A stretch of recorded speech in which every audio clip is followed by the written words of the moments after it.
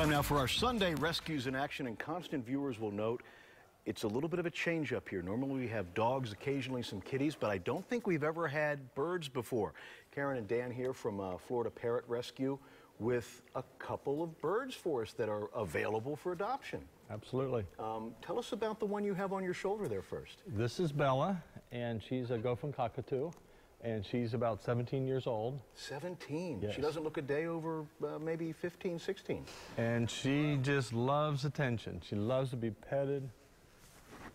Yep. Beautiful bird. And this one here is Brutus? That's Brutus, and he's an Amazon. And he kind of just takes to himself, loves his nuts, and hangs out. And he's just enjoying a little bit of a snack Yes. right now. I understand these two are a bonded pair, Karen, so they have to be adopted together. Yes, when birds are bonded, they can often become emotionally distressed if they're separated. So when we have bonded pairs come in, we do have them remain together, and they have to be adopted together. Now, we talk a lot about you know, these animals like dogs and cats and adopting out. Is there anything special that somebody would need to know about adopting a bird, especially, you know, ones that are older and have been used to being together? Well, first of all, birds live much longer than dogs and cats. For example, these two can live to be upwards of 50 years old. Wow. We do have a bird in rescue that is 88, and that is an umbrella cockatoo, so some of your larger birds can live even longer. So that's definitely something that has to be taken into account. Many of these birds need to be passed down through the family for successive generations.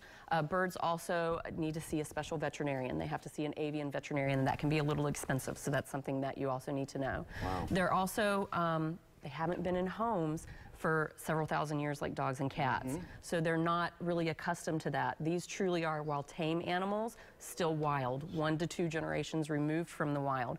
So they don't really adapt to your home. You have to adapt to them. Well, speaking of that, Dan, you're the foster for both of these. Right. How has that been? It's been a bit of a challenge, but it's very fun. It's pretty easy to get used to them.